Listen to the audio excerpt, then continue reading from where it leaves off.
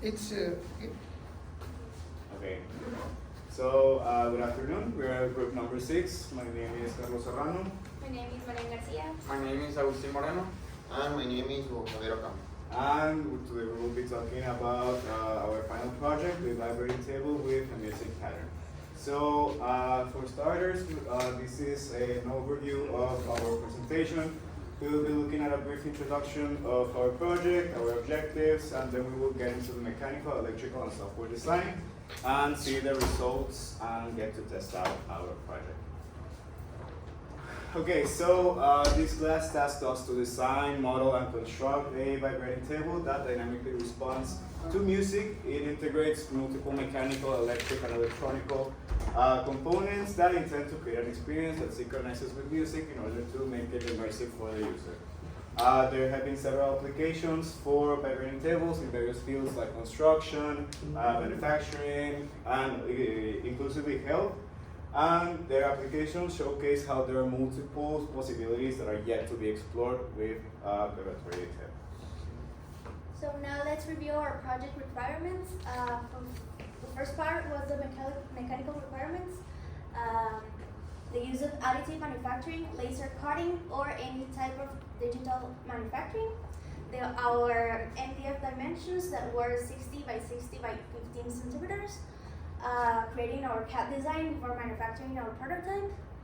The electrical requirements being the need to use our own controller, the vibrating motor of 40 watts and 110 volts, the usage of our microphone, and the design of a low frequency filter. And lastly, our control requirements being the use of PWM output from controller to driver, or the implementation of driver according to a motor, and also the design of low frequency filter. Okay, so starting with the mechanical design aspect of our table, we initially needed to find the parameters or the dimensions of our shock absorbers. So our initial parameters, with which we got two proposed radii, is difference between the motor and the bottom board of 4.8 centimeters. The total weight that each shock absorber would hold was of 257.74 newtons. This included the supported weight of 100 kilograms, the motor weight of 1.8 kilograms, and the board weight of 3.4 kilograms. Then we have the length or the height of our absorbers, which would be of 11.5 centimeters, and the Young's modulus of our material, which is TPU, and was of 26 megapascals. We first started with two radii. We used the formula for total axial deformation.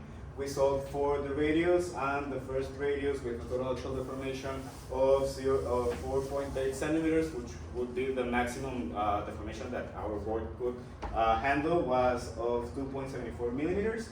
And for a total axial deformation of 1 centimeter, it would be a radius of 6 millimeters. Nevertheless, we know that for aesthetic purposes or for mechanical purposes, if we use the radius of 6 millimeters, our shock absorbers could fail in other types of tests. So we decided to go with a radius of 25 millimeters, 2.5 centimeters. the radius 6 millimeters. Yes, that was what the first formula gave us, but Okay. we knew that it was too small, so Okay, yeah. we went with 2.5 Yeah, centimeters. Yeah, exactly. With these 2.5 centimeters, we decided to calculate the factor of security in compressive stress. Our design, our shock absorbers have a hollow inside, and so the area then will change. We utilize the following formula, which is P times external radius squared minus internal radius squared, which gave us an area of 0.00188 meters squared. We put over in the top the force of which that each shock absorber would hold, which we already saw that was 257.74 newtons. This gave us 0.1371 megapascals. The formula for the factor of security is the maximum compressive stress of the TPU over the compressive stress, and this gave us a factor of security of 62.7. We know it is a huge factor of security, but this is also taking into consideration that our shock absorbers have a metal rod inside them, and which means that this dimension, it can be over dimensioned, but it will securely hold the weight and will not or fail to other tests. So after the calculations mentioned before, these are the final dimensions of our shock absorbers. They are 115 millimeters in height, 50 millimeters in diameter, and the hole in the center is of 9.8 millimeters that allows the screws to get inside freely throughout all the shock absorbers. And so these are some of the views of the final render. We have the lateral, frontal, and kind of an isometric view. And here we have the exploded view. And as you can see, the screws go all the way through the shock absorbers, and on the other end they are secured by a hex nut. And the same is applied to the smaller screws, which secure the vibrating motor. And for the SolidWorks simulations, we needed to add a little circle so we can simulate the forces all in this circle. The circle is 5 centimeters in diameter. And in this way, the forces that are applied in simulation can only be applied in the center of the MDF table instead of the whole surface. And for these simulations, we use 100 kilograms in weight, which is the expected value of the person, like the maximum amount of weight that we designed our table for, the weight of the motor, and the weight of the MDF table. And for the simulations, we got a minimum factor, security factor of 1.73. So other areas of the table have a higher security factor than this one. And a maximum displacement of 2.15 millimeters and a maximum stress of 10.4 megapascals. Okay, here in this part we have how the circuit looks. We have the motor, the dimmer, the cable, the microphone, an Arduino, and a protoboard. In this part of the protoboard, we have 3 resistors and a capacitor. It's basically to do the filter. We have a physical filter. And then the microphone have an output and an analog pin that go to the Arduino. And the principal function of the dimmer is to propose the energy to the motor. The motor have a cable that is not connected in any part because it's ground, so it's not important. And the dimmer have an input. No, this is the output, this is the input, and this is the ground. 2 minutes, guys. Remain 2 minutes. Okay, continue, sir. Behind the circuit, you have the code. Very quickly, we have to define the library that is rbddimmer.h and define the pins that we are going to connect. Then after that, we need to start the dimmer in normal mode with the start 30 of the power, and then we need to create the variables of this. That is mean value and max value. The mean value is 1024, and the max value is 0. And this is a cycle to basically to read 5 times and the microphone valuables. And in this is a difference. In the max value needs to be 1 because we need a value that it's over than 0. And this dimmer dark set power is basically to propose the power to the dimmer, and this is just to print on the monitor. Okay. So now we're gonna show you how the cable works.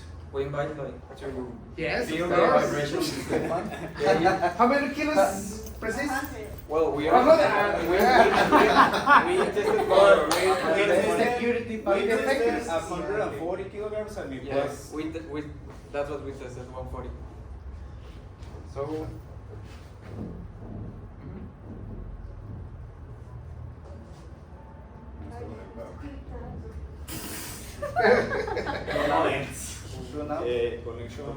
connection issue. Yeah.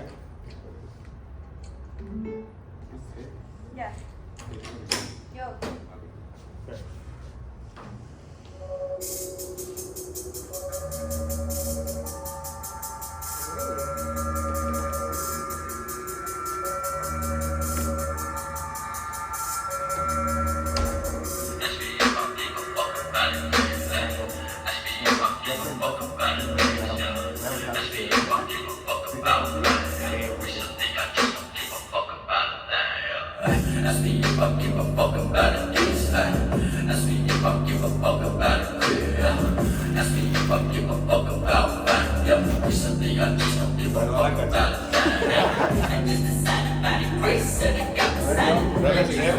Me and the whole thing with the light, yeah. I'm singing this song, all the moments, anything components, and living a follow by the progress, so I'm right back home. Everything brings up, I can see my breath, so I know my breathing. Bueno, ahí paramos. No, pues ahí. No, es que llegó para que Prof, Manuel. el cambio. Ya tienes una dirección, unos minutos, yo le dije, y ya nos la ponemos,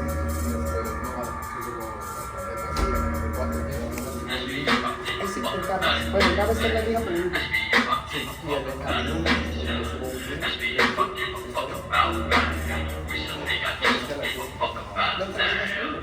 Ask me if I give a fuck about it, please. Ask me if I give a fuck about it, yeah. Ask me if I give a fuck about it, yeah. Recently I just don't give a fuck about it, yeah. And this is sanitary grace, and it got decided. And you don't get me and the whole thing with the light, yeah. I'm singing this song, all the moments, anything you notice, and living a style of the process, so I'm right back home. Everything brings up, I can see my breath, so I know my breathing. Thank you. So, no questions? No question? No questions? Yes, I have some. Okay. So I'm not very used to for the calculation of the materials, but how do you consider the type of material that you use to build the supports? The TPU? Yeah. Okay. So you use some factor, some number to specify and how does affect the Basically, weight? what we knew, we decided with TPU overall because first we knew that we wanted to utilize 3D paintings in our additive manufacturing, so we needed to decide on which type of filament we would use. We decided to use TPU, this TPU specifically, because we knew that it would allow a little bit of, it's not as rigid as PLA, so it would allow a little bit more of shaking. And overall, we compared the Young's modulus, which is the parameter that we listed over there, and it was a parameter that gave us a good value in our calculation. So that is what we decided to go with. Not good. Okay, take a picture, guys, please. You are the team number 6. number 6. Okay, so 1, 2, and 3. Okay, already. Thank you, guys. Thank you. Remember, do you have to submit your report, final report?